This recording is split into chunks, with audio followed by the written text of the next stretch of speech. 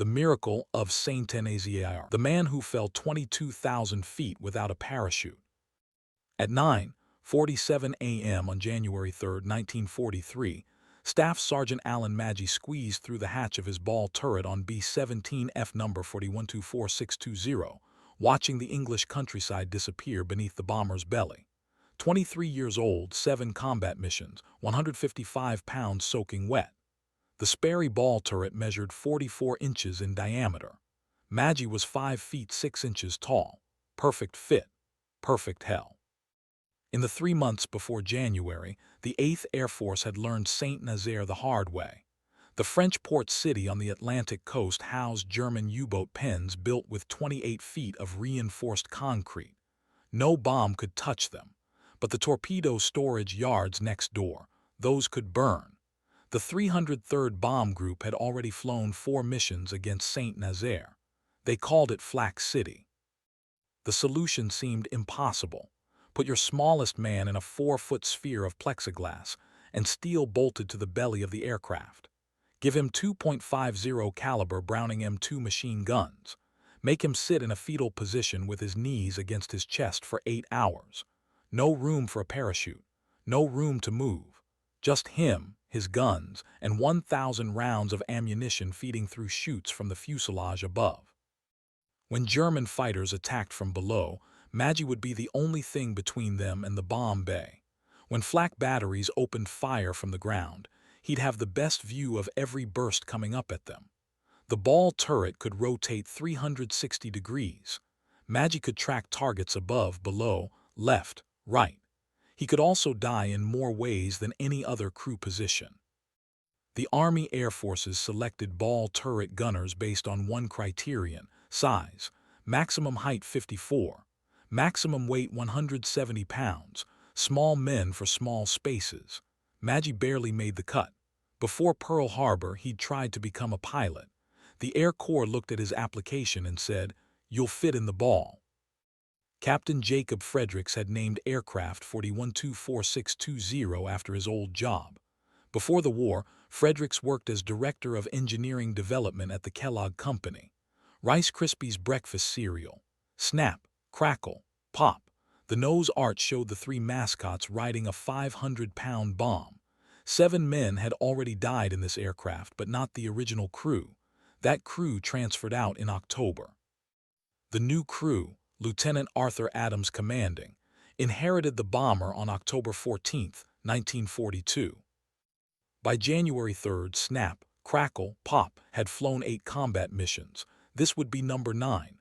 Mission 9 to Saint-Nazaire. 5th time bombing the same target. The Germans knew they were coming. The 303rd Bomb Group briefing room at RAF Molesworth filled at 600 hours. Intelligence officer pulled back the curtain on the wall map. Red ribbon stretched from England to the French coast. Saint-Nazaire. Again, the crews groaned. Brigadier General Haywood Hansell would personally lead the 1st Provisional Bombardment Combat Wing, 85 B-17s, fighter escort as far as fuel allowed. Then the bombers would be alone. Magee didn't attend the main briefing. Ball turret gunners got their own session. Sergeant Instructor walked them through the threat assessment. Focke-Wulf 190s and Messerschmitt 109s operating from airfields at Vannes and Rents. Expected attack vectors from below and behind. The instructor pointed at a diagram of the ball turret's field of fire. You own the belly. Everything from 0 degrees to 90 degrees elevation, full 360 degrees traverse. If they come up at us, you kill them first. Magee had killed 2 German fighters in his previous 6 missions. 1 FW-190 over Lorient, 1 BF-109 over Lille. Both times he tracked the target, framed it between the sight lines, pushed the firing buttons on top of his control handles. Both times he'd watched his tracers walk into the target until something exploded and the fighter fell away trailing smoke. Both times he'd thrown up in his oxygen mask afterward. The ground crew loaded 5,000 pounds of M44 high-explosive demolition bombs into Snap, Crackle, Pop, S-bomb bay at 7:30 hours. 5 bombs. Each weighed 1,000 pounds. Each carried enough explosive to level a building. The bomb bay sat directly above the ball turret. If flak hit those bombs while Magee was in the turret, he'd never know what killed him. Lieutenant Adams started engines at 9:20 hours. 4 right R-1820 Cyclone radials ran smooth. The control tower cleared them for takeoff at 9:35. Snap, crackle, pop, lifted off runway 5. Magee stood in the radio compartment behind the bomb bay, watching through the small window as England dropped away. The ball turret entry hatch was in the floor next to him. He wouldn't climb in until they crossed the channel. The formation reached 20,000 feet over the English coast at 10:15 hours. Magee pulled on his flak vest. Heavy, steel plates sewn into canvas. Protection for chest and back. Not enough protection, but something. He pulled on his leather flying helmet. Oxygen mask already connected. Throat microphone for the intercom. He checked his chest parachute one more time. Harness straps secure. Ripcord in place. Then he unhooked it and hung it on the rack above the ball turret hatch. No room to wear it inside. The parachute would stay in the fuselage while he climbed into the turret. Standard procedure. Everyone did it this way. At 10:23 hours, Technical Sergeant Alfred Union called from the radio compartment. Magee, get in the ball, crossing the channel in 5 minutes. Magee opened the ball turret hatch. The turret sat rotated with guns pointing straight down. That was the only way to enter. He placed his feet through the hatch, found the footrests, and squeezed himself through the opening. Cramp didn't describe it. His back pressed against the rear wall of the sphere, his hips at the bottom, his legs held in midair by the footrests on the front wall. His head barely cleared the top of the turret. The twin .50 caliber guns extended through the turret to either side of his face. The K4 gun sight hung from above, positioned between his feet. No room to move, no room to stretch, no room to panic. Magee closed the hatch above his head and locked it from the inside. Click, he was sealed in. He put on his safety strap and plugged in his heated suit. Temperature at 20,000 feet minus 25 degrees Fahrenheit. Without the heated suit, he'd freeze in 20 minutes. He checked his oxygen flow, good pressure. He tested the turret rotation. Left, right, up, down, smooth operation. He tested his guns. Both charging handles pulled back, both ready to fire. The intercom crackled, Adams's voice from the cockpit. Ball turret radio check. Ball turret check. Position and guns operational. Roger, keep your eyes open. Intelligence says fighters will be waiting. The French coast appeared through broken clouds at 11:18 hours. Flak batteries at Guyrand opened fire immediately. Black puffs of smoke dotted the sky at 19,500 feet, too low. The formation flew at 20,000. The German gunners adjusted. The next salvo burst at 19,800 feet, getting closer. Magee watched the flak through his plexiglass sphere. Each burst was a .88 Michel filled with high explosive and steel fragments. Proximity fuse detonated the shell in midair. Fragments traveled outward at 3,000 feet per second. One fragment through the ball turret, and Magee would be cut in half. The formation turned southeast toward Saint-Nazaire. The target was 35 minutes ahead. Magee rotated his turret, scanning below and behind. Nothing yet. German fighters would wait until after the bomb drop. They always did. Let the bombers spend their bombs, then attack on the return leg when the B-17s were lightest and fastest. At 11:42 hours, flak found them. A shell burst 30 feet below. Snap, crackle, pop. Magee felt the concussion through the plexiglass. His turret shook. Something hot tore through the ball. He looked down. A fragment had punched through the lower hemisphere, missed his left foot by inches. Wind roared through the hole. The temperature in the turret dropped instantly. His heated suit couldn't keep up. His feet went numb. The intercom crackled. Ball turret, you hit. Magee keyed his throat mic. Turret damaged, I'm okay, still operational. Another flak burst, this one 50 feet above. Fragments rattled against the fuselage. Magee heard them hitting like hail on a tin roof. Then silence. Just the wind through the hole in his turret and the roar of 4 engines above. At 11:47 hours, his turret stopped rotating. The electric motor had quit. Magee tried the manual hand crank. Jammed. He was locked in position, facing aft. He could still elevate and depress the guns, but he couldn't traverse left or right. Half his field of fire was gone. He keyed the intercom. Adams' ball turret inoperable. Motors dead. Can't rotate. Can you get out? Magee tried the hatch. Locked. The rotation mechanism had jammed with the hatch facing the wrong direction. The hatch wouldn't line up with the opening in the fuselage floor. He was trapped. Negative, hatch won't open, I'm stuck in here. A pause, then Adams's voice steady. Okay, Magee, stay put. We'll sort it out after the bomb run. Magee hung there in his broken turret, feet numb, hands cramping from the cold, wind screaming through the fragment hole. He couldn't defend the aircraft. He couldn't get out. He could only wait. Saint-Nazaire appeared at 11:53 hours. The submarine pens looked like massive concrete bunkers on the waterfront. The torpedo storage yard spread out next door. Wooden buildings, fuel dumps, railway sidings. The flak was worse than Magee had ever seen. The sky turned black with bursts.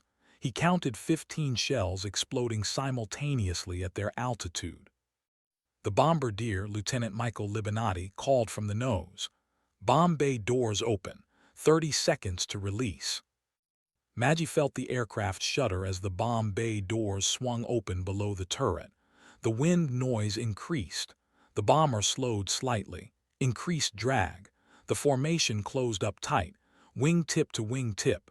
The Germans wanted them exactly like this. Bunched together, perfect targets. Bombs away. Magee felt the aircraft lurch upward as 5,000 pounds of bombs dropped away. The B-17 jumped 200 feet, lighter now, faster. The formation began a slow turn to starboard, heading home. That's when the German fighters attacked. Magee saw them first. Focke-Wulf 190's 4 aircraft climbing from 12,000 feet, coming up fast from behind, right in his field of fire except his turret wouldn't traverse. He could only watch them come. Fighters 6 o'clock low, 4 aircraft Focke-Wulfs. The tail gunner, Sergeant James Gordon, opened fire at 800 yards. Tracers arced toward the climbing fighters. The German pilots scattered. 2 broke left, 2 broke right. Then they reformed and came again. Another flak burst. This one hit snap, crackle, pop directly. The bomber lurched violently. Magee's head slammed against the turret wall. Something warm ran down his face. Blood. He couldn't reach up to check how bad it was. His arms were locked in position on the control handles. The intercom went dead. No voices, just static, then nothing. He was alone. He looked up through the plexiglass at the bottom of the fuselage. He could see into the radio compartment through the floor hatch above him. His chest parachute hung on the rack, 20 inches away. Might as well be 20 miles. He couldn't reach it. The turret hatch wouldn't open. He was sealed in this sphere with no way out. Another flak burst. The bomber shook again. Magee watched through his plexiglass bubble as part of the right wing tore away. Not just damage, gone. 10 feet of wing tip simply vanished in a shower of aluminum fragments and fuel. The aircraft rolled hard right. Then it rolled inverted. Magee hung upside down in his turret, looking up at the ocean 20,000 feet below. The ocean was above him now. The sky below. The B-17 entered a spin. Magee had never experienced anything like it. The world rotated around him. Sky, ocean, sky, ocean. His turret sphere became a nightmare carnival ride. Centrifugal force pressed him against the turret wall. He couldn't move. Couldn't reach the manual rotation handle. Couldn't do anything except hang there and spin.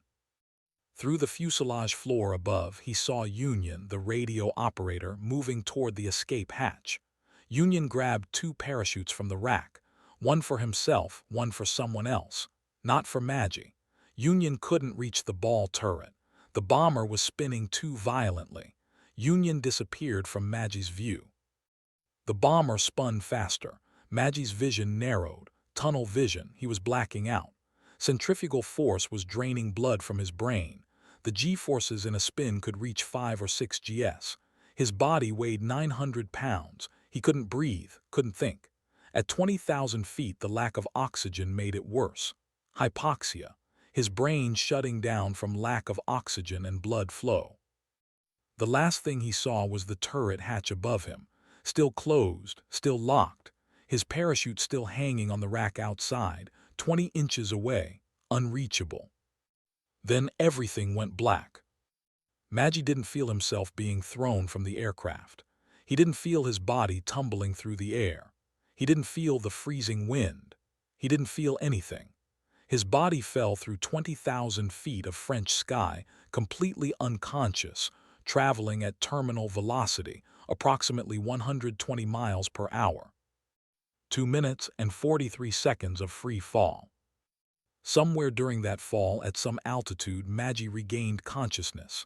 He opened his eyes and saw sky spinning around him. He was tumbling, no parachute. He looked down at his chest, no harness. He looked around, no aircraft, just him and the air and the ground rushing up. He spoke into his throat microphone, forgetting the intercom was dead. "I don't wish to die because I know nothing of life." A prayer.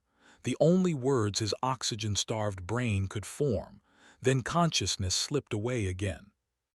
At 11:54 hours, Staff Sergeant Alan Magee impacted the glass roof of the Saint-Nazaire railway station at approximately 120 miles per hour.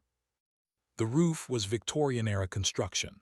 Large panes of glass set in an iron framework, slope designed to shed rain.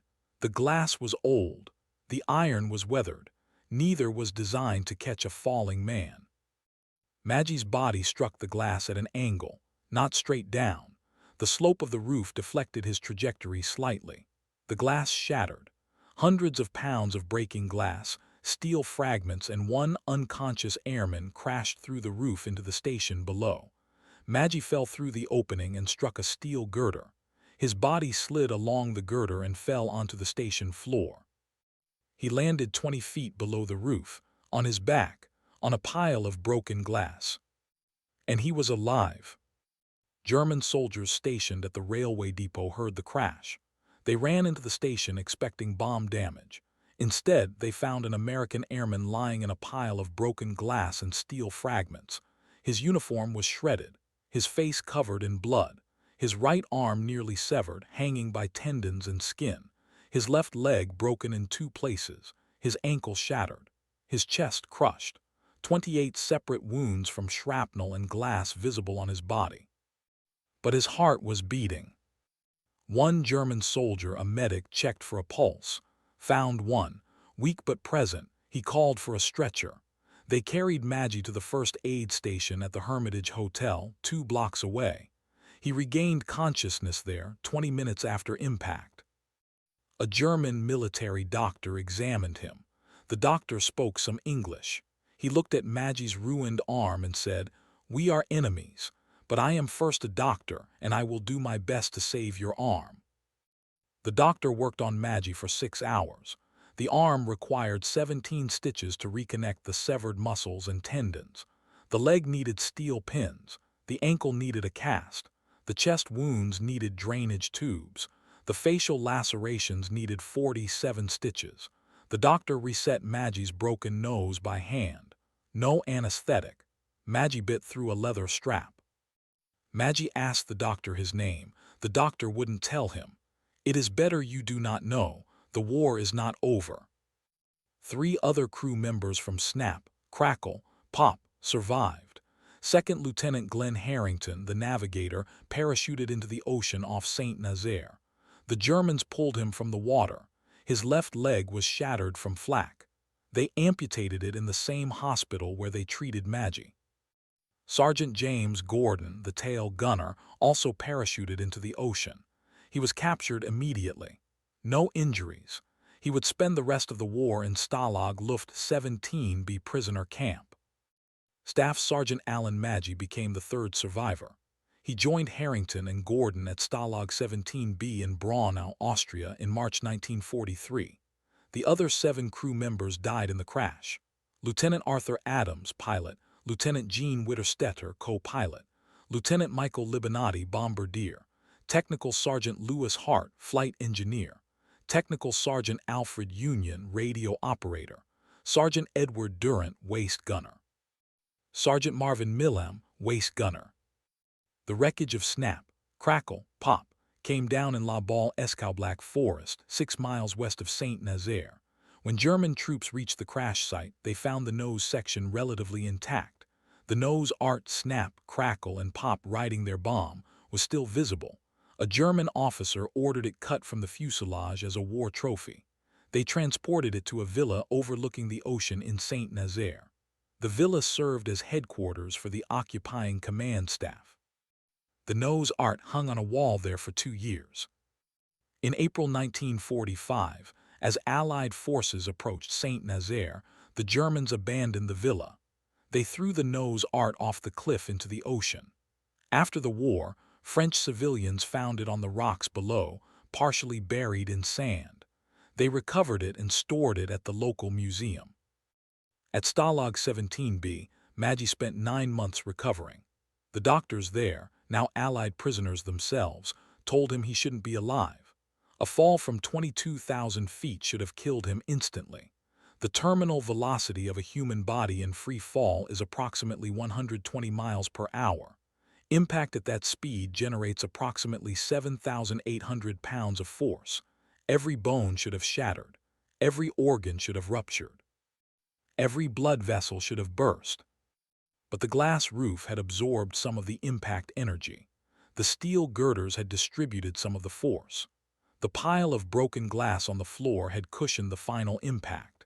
And something else, something the doctors couldn't explain, something that defied physics and probability and every known survival statistic. Alan Magee had fallen 4 miles from the sky without a parachute and lived. Soviet forces liberated Stalag 17B on May 2, 1945. Magee was transported to Allied lines. He received the Air Medal for meritorious conduct and the Purple Heart. He was medically discharged from the Army Air Forces in October 1945. His right arm, saved by a German doctor whose name he never learned, functioned at 80% capacity. His left leg was 2 inches shorter than his right. He walked with a limp for the rest of his life. Magee returned to Plainfield, New Jersey. He applied for pilot training again. This time the Army approved him. He earned his pilot's license in 1946. He worked in the airline industry for 33 years. Various jobs: ground crew, maintenance coordinator, operations manager. He retired in 1979 and moved to northern New Mexico with his wife Helen. In 1993, the French city of Saint-Nazaire invited Magee to return for the 50th anniversary of the raid. Mitchell Luges, president of the American Memorial Association, greeted him at Nancy-Atlantique Airport. They drove to Saint-Nazaire. The submarine pens were still there. Massive concrete bunkers, indestructible. The railway station was still there too. The glass roof had been repaired after the war. Magee stood beneath it and looked up. "I thought it was much smaller," he said. He'd never seen the station before. He'd been unconscious when he hit it, unconscious when they carried him out. The station was larger than he'd imagined. The roof was higher. The glass was thicker. He didn't understand how he'd survived. No one did. The French dedicated a 6-foot-tall memorial to the crew of Snap, Crackle, Pop at La Balle Escarblac Forest where the bomber had crashed. 7 names carved in stone: Adams, Witterstetter, Libinati, Hart, Union, Durant, Millam. Magee stood at the memorial with Helen. The mayor of Saint-Nazaire named him Citizen of Honor of the city. Magee didn't feel like a hero. He felt like a survivor. There's a difference. He visited the American cemetery at Normandy. 5 of his crew members were buried there. He stood at each grave and told them he was sorry. Sorry he'd survived when they hadn't. Sorry he'd been trapped in the ball turret while they were trying to escape. Sorry he couldn't save them.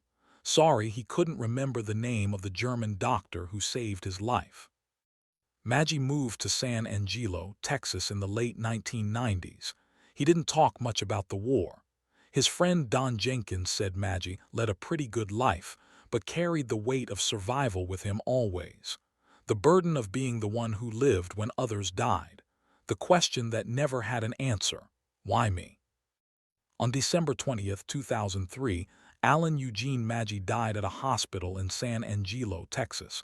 Stroke and kidney failure. He was 84 years old. A short death notice appeared in the Standard Times. No services. His body was cremated. His ashes were buried at Pioneer Memorial Park in Grape Creek, Texas. His wife Helen and his sister in Houston survived him. The Smithsonian Magazine featured Magee in 1981 as one of the 10 most amazing survival stories of World War II. The story became legend. The man who fell 22,000 feet without a parachute and lived. The miracle of Saint-Nazaire. Newspapers called it impossible. Physicists called it improbable. Doctors called it inexplicable. But Magee never called it a miracle. He called it luck. Bad luck to be trapped in a ball turret when his bomber was shot down. Bad luck to lose his parachute. Bad luck to fall 4 miles from the sky. Good luck to hit a glass roof instead of concrete.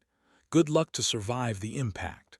Good luck to be treated by a German doctor who cared more about healing than fighting. The story got picked up by Mythbusters in 2006. Season 4. They wanted to test whether a bomb explosion could have created a shockwave that slowed Magee's fall. They built a scale model. They dropped a dummy through a glass roof while detonating explosives nearby. The shockwave didn't slow the dummy. The glass didn't cushion the impact enough. The test failed. The hosts, Adam Savage and Jamie Heineman, concluded the myth was busted. The shockwave theory didn't work. But they also concluded something else. Magee had survived despite the physics, not because of them. Sometimes survival isn't about physics or mathematics or probability. Sometimes it's about luck and timing and 1,000 variables that align in one impossible moment. Magee had fallen through that moment and lived. The National Museum of the United States Air Force in Dayton doesn't have a ball turret on display from snap, crackle, pop. The aircraft was completely destroyed in the crash, but they have a B-17G with a Sperry ball turret intact. Visitors can look at it. They can see how small it is, how cramped, how impossible it would be to survive a crash while trapped inside. A plaque next to the turret explains the position. Ball turret gunner. Required height under 56. Required weight under 170 pounds. Required courage. Immeasurable. The plaque doesn't mention Alan Magee. Doesn't explain that a man once fell from this exact type of turret and lived. Doesn't tell the story of the longest free fall survival in military history. History remembers the aircraft. Flying Fortress, Queen of the Skis. 4 engines, 13 guns, 10 crew members. 12,731 built. 4,735 lost in combat. 1 in 3. The 8th Air Force flew more than 600,000 combat sorties, 26,000 airmen killed, 28,000 captured, more casualties than any other command in World War II. The statistics are carved in stone at the mighty 8th Air Force Museum in Georgia. History forgets the individuals. Alan Magee, ball turret gunner, 23 years old, 155 pounds, 7 combat missions, 1 impossible survival, 1 German doctor whose name was never learned, 1 glass roof that broke a fall but didn't break a man, 1 question that never had an answer: why? But survival stories teach lessons statistics never do. Magee proved that good luck poorly timed still contains good timing, that impossible outcomes sometimes happen, that survival isn't always about skill or training or equipment. Sometimes it's about falling through the right piece of sky at the right moment and hitting the right roof at the right angle with the right amount of glass and steel and luck. Boeing engineers didn't see Magee's survival as a miracle. They saw it as a data point. 1 ball turret gunner trapped survived a catastrophic aircraft failure by being thrown clear of the wreckage at altitude. The ball turret design was evaluated after the war. Some advocated for ejectable ball turrets, emergency release mechanisms that would separate the turret from the aircraft in a crisis. The proposal was rejected. Too complex, too heavy, too expensive. The war was over anyway. If this story changed the way you think about survival, do me a favor. Hit that like button. Every like tells YouTube to show this story to more people. Hit subscribe and turn on notifications. We're digging through dusty archives every single day, finding stories about men who fell and men who flew and men who died and men who lived. Real stories, real courage, real impossibility. Drop a comment right now and tell us where you're watching from. United States, United Kingdom, Canada, Australia, France, Germany. Our community stretches across the entire world. You're not just a viewer. You're part of keeping these memories alive. Tell us your location. Tell us if someone in your family served. Tell us if you've ever seen a B-17 ball turret in person. Just let us know you're here. Thank you for watching. And thank you for making sure Alan Magee doesn't disappear into silence. He fell spectacularly. He survived impossibly. But more than that, he lived.